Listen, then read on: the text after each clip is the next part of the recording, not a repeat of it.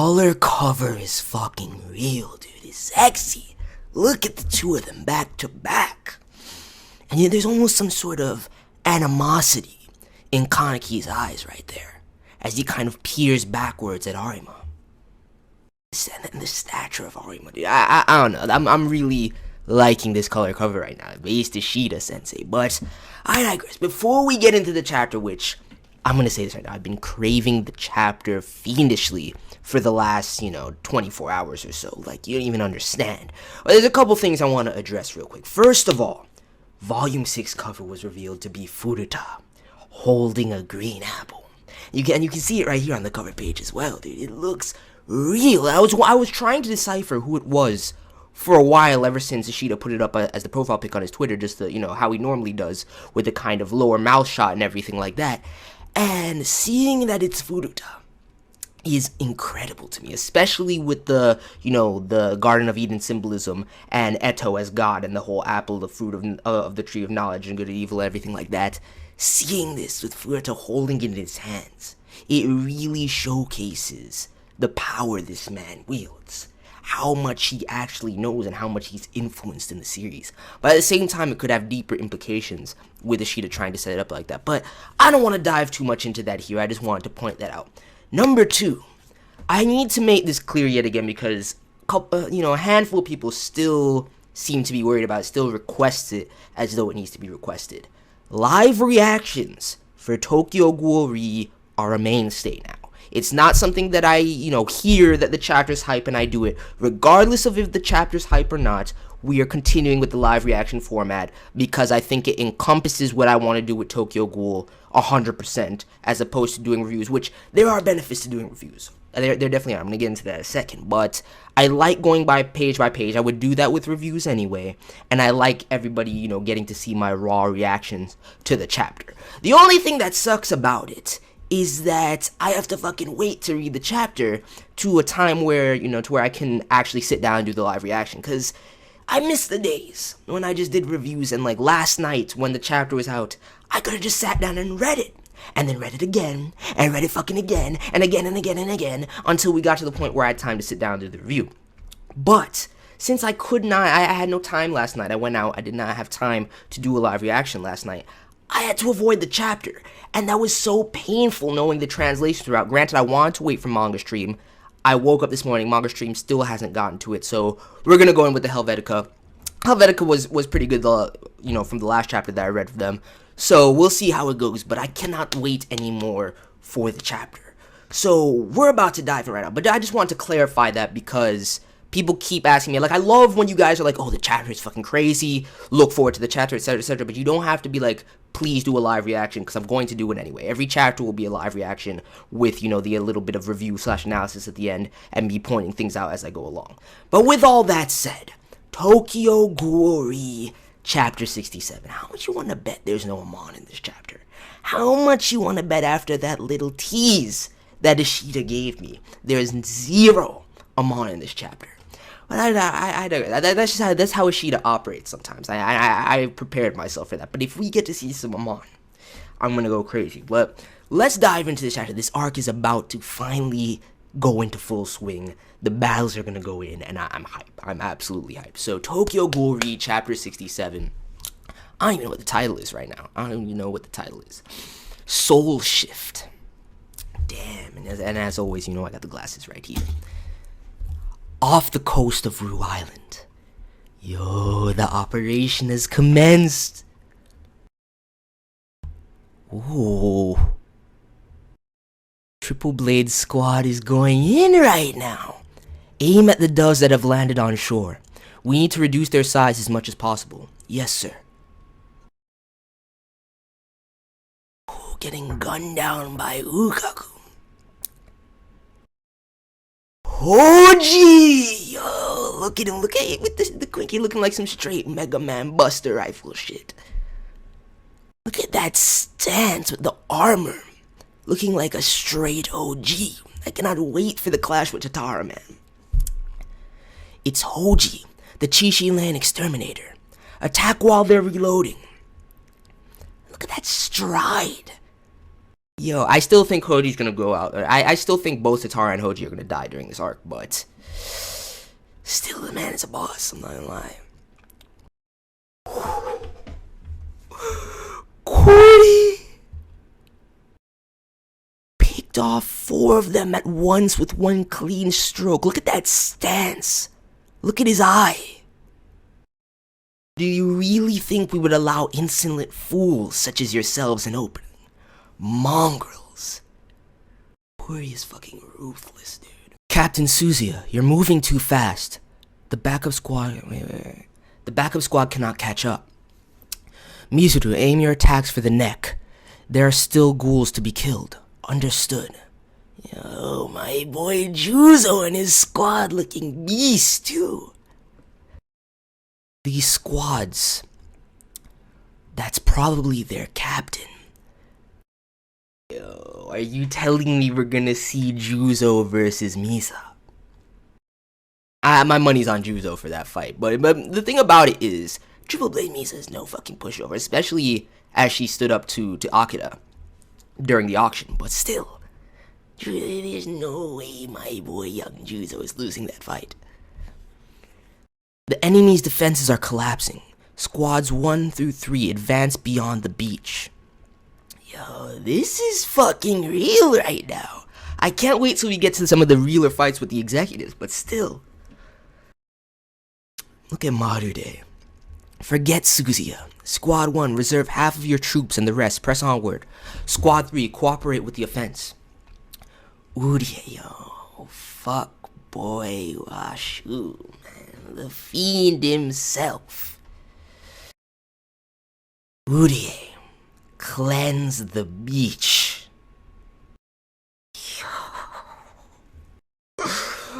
Oh my goodness. Matsuri has nothing on his mind right now but getting the most credit through Urie. That's exactly what I see here, and Urie doesn't mind at all. But at the same time, while that's his goal, and that's been offsetted by rescuing Mitsuki for 100%. I know the man wants to save Mitsuki. So let's see what goes down. Look at the Qs walking in, dude. Leftovers, of course we get to deal with the aftermath. Jin, it's only some malnourished ghouls. Yo, these panels are real right here. Each one of them activating the Gakugan.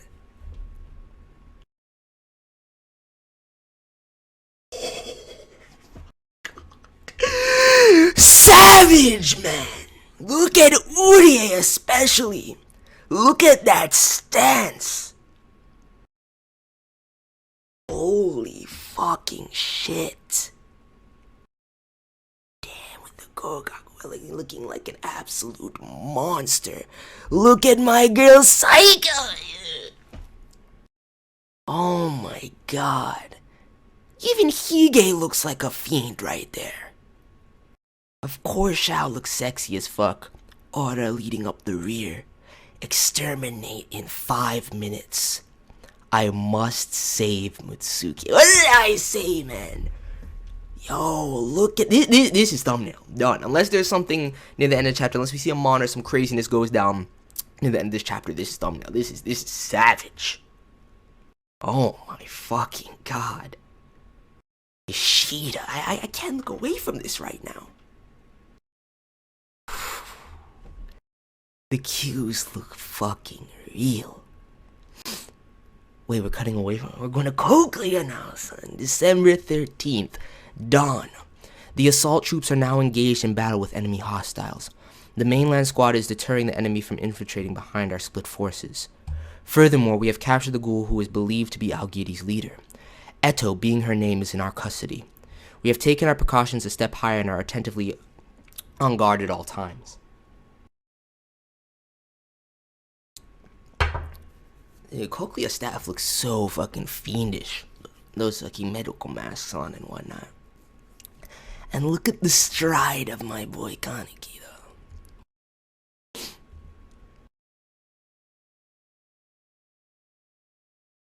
Yo. Really? Number 240. Feeding time. Are we really getting a flashback? Is he reminiscing to his time, what he spent here? And look at his clothes. Oh my dude. I don't need it.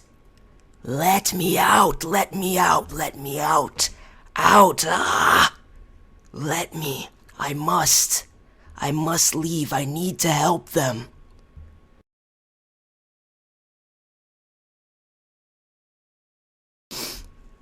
They are dead. All of them. Special Class Arima, you must not enter. I killed them all. He broke him. Are you serious right now? And do you understand what this means then? This means that initially he recalled everything.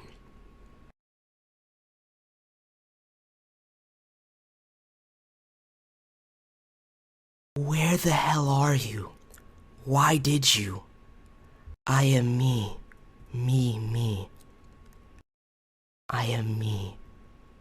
Who am I? Yo, so you're telling me that Kaneki didn't lose grasp of his persona. He didn't lose grasp of his memories until Arima broke his will. By telling him that everyone he cared about is dead and that he killed all of them. Do you understand the implications of this right now? I never expected to see this right here. And his garb, too, it takes me back to, I believe it was like the cover page of chapter 2 or 3 of Ray, where we saw him in this exact garb, chilling amongst the books and everything like that with the bandages wrapped around his head. Oh, this is crazy though. This is exactly why, on top of the breaking of the cage that was holding his inner memories in check and his persona, at bay, he was under the impression that everyone he cared for died.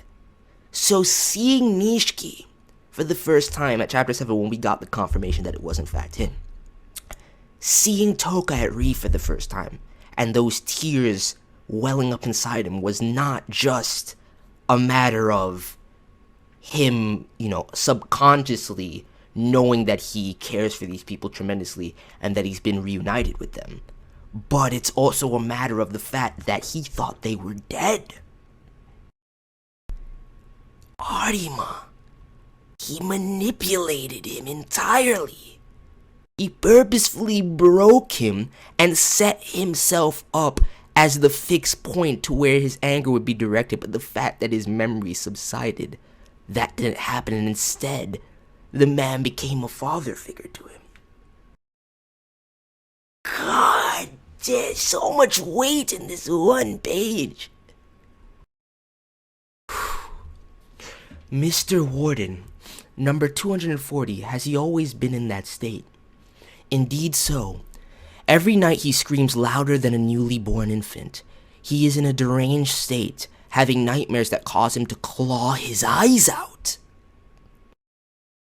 That's why they didn't even instantly regenerate. Yo. So then could his deteriorating vision then be because of the constant need for regeneration? Or was it the initial piercing by Ixa? I need to stop getting sidetracked right now. I need to see what happens in this flashback. He doesn't even eat. If he continues like this, I'm sure he's going to waste away. I see. Look at Arima's eyes. I don't even think it's concern, though. That's the thing. If this is not enough, I'll be sure to bring more. He slid him a book. Look at this, man. This is the beginning, this is the inception of their relationship and their bond. and their shared love for literature. But that's the thing. Without even knowing, I guess, if I really think about it, and this confirms it to me, I'm really looking at this panel right here, these two panels. It seems like you will need a name. A name. Like, looking at these panels just takes me back. I think it was volume 2. It could have been volume 3. I mean, not volume, chapter 2 or 3 of Re, where he was sitting amongst the books with, the Satire and Cochlea. And all it did for me at the time was serve to, establish the fact, just to confirm the fact that we all knew at the time, or at least I know I did from the very beginning of Re, that, Sasaki was Kaneki, and everybody went down that path. So it's not even just me, but seeing this flashback here is incredible. It's so apt because they're in Koki and he's looking at his old self. Yo. Damn, son. The only question I have then is how...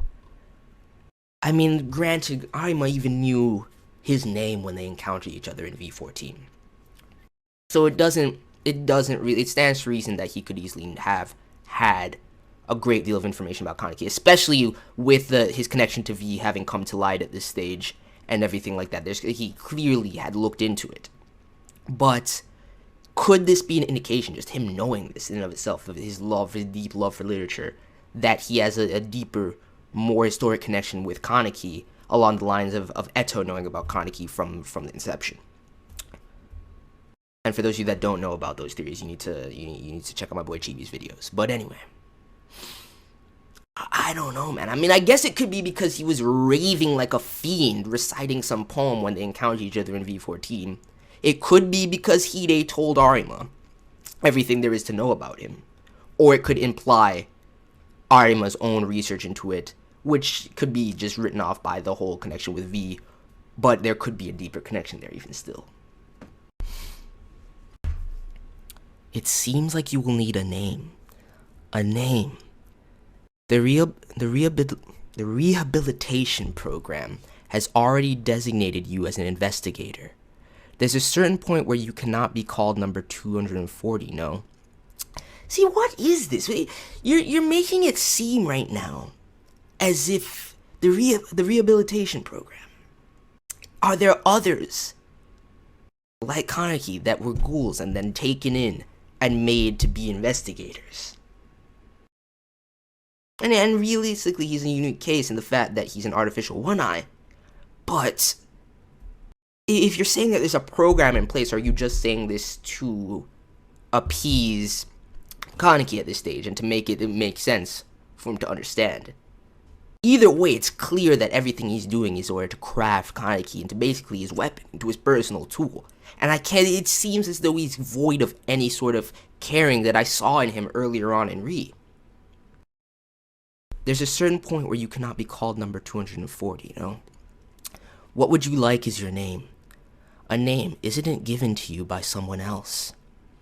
The authorities have decided to leave the decision in your hands. Even then, how about this?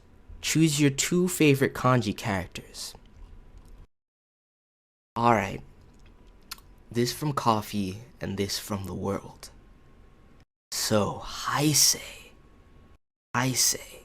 Yes, I like that. It is really beautiful.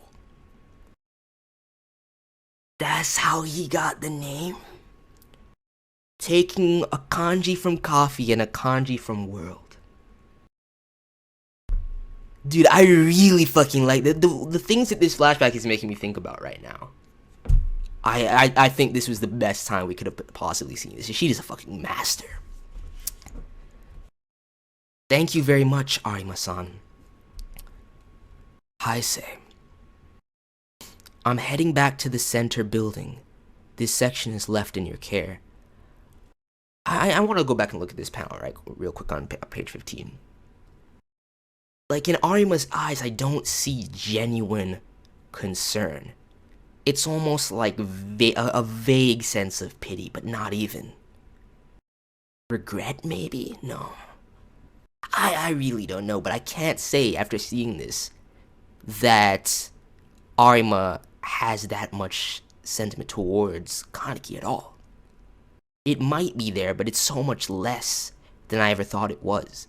But the thing is, the revelations of the shade surrounding Arima that we've gotten in the last 15 chapters or so have made it such that everything, I have to reevaluate everything about him, dude. Like, even thinking about all of this just come, like, thank you very much, Arima-san.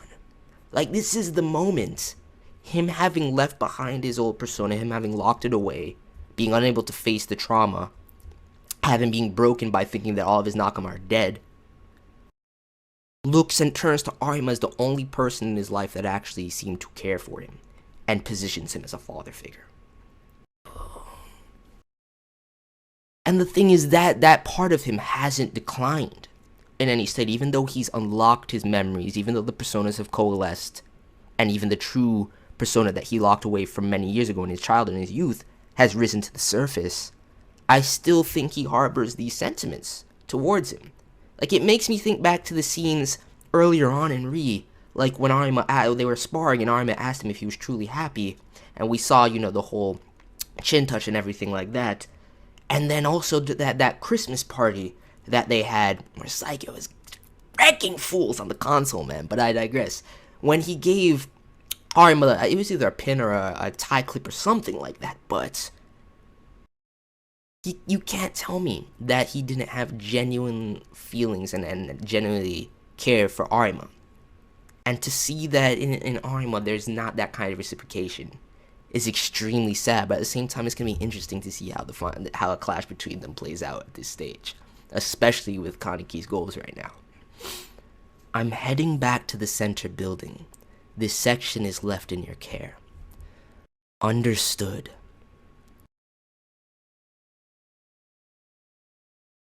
It's alright. I have already decided I will do what I need. Damn. He's shaking. He's trying to reaffirm his resolve, but it's still, I didn't realize he's been putting up this incredible facade as of late that we saw kind of deteriorate when he genuinely requested from Urye to save Mitsuki. But to see how fragile he really still is in this panel.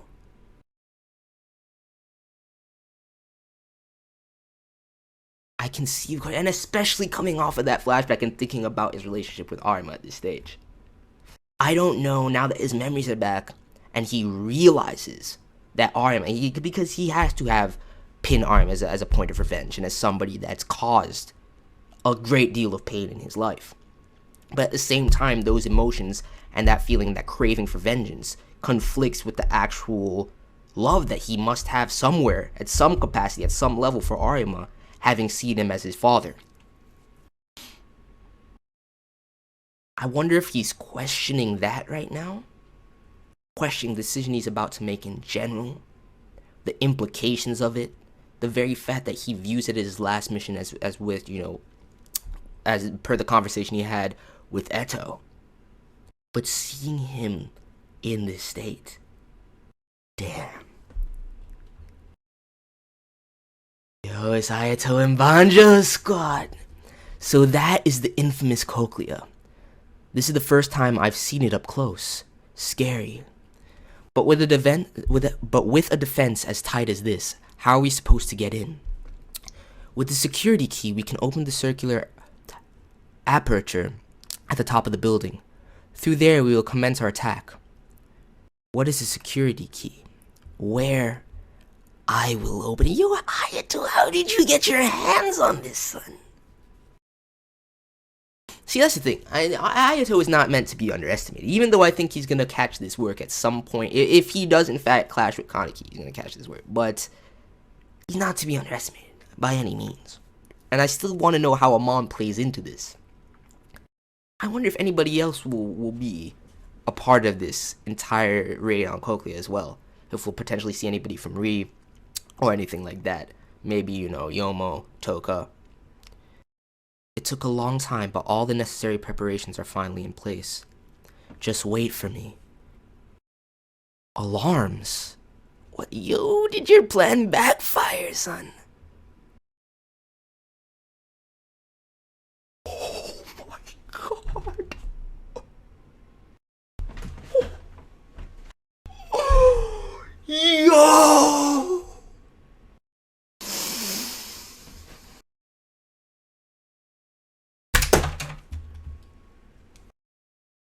Holy shit.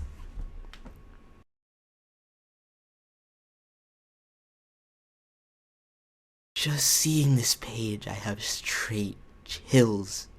Like shivers literally running down my spine right now. Unconsciously, my fingers silently cracked. Look at his eyes. He removed the glasses. He's resolved himself and he's ready to do whatever it takes. He's gonna go in. He's going to be ruthless, is what I can see from this too. It's been a while since he's cracked his fingers like this, man. Damn. Cell 0 and 1 has been trespassed by intruders. Everyone prepare for battle.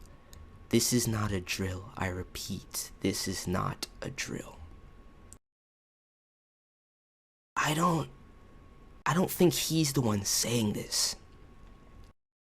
But I'm 100% that he tripped the alarms himself.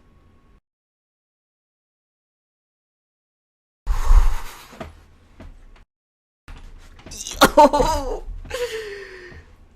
Just seeing him crack the finger like this gets me incredibly hype. I'm still really curious about his mindset right now. That's the biggest thing this chapter has done for me, is made me question his mindset. Because seeing him kind of, breaking down for a second, trying to reaffirm his resolve. And I really think the dynamic between him and Arima is heavily at play. Both his hatred and the flip side of that, his love for Arima. And I think he's ready to table down. I think the hatred is stronger. But he can't just ignore this feeling of gratitude that he has for Arima, even though he knows that it's rooted in fallacy.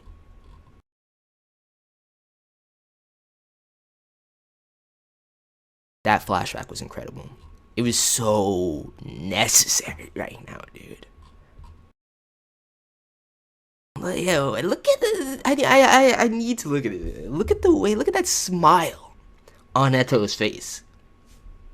Like, everything she said about having set everything in motion already, she's done all she can do up to this point, etc., etc., and entrusting her final wish to Kaneki.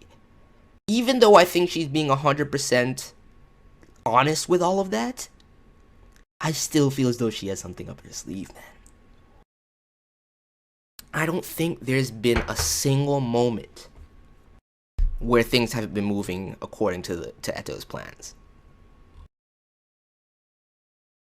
Still though, man, even though that last page is utterly savage, I still think I have to use this beast page of the cues as thumbnail. It is too fucking real.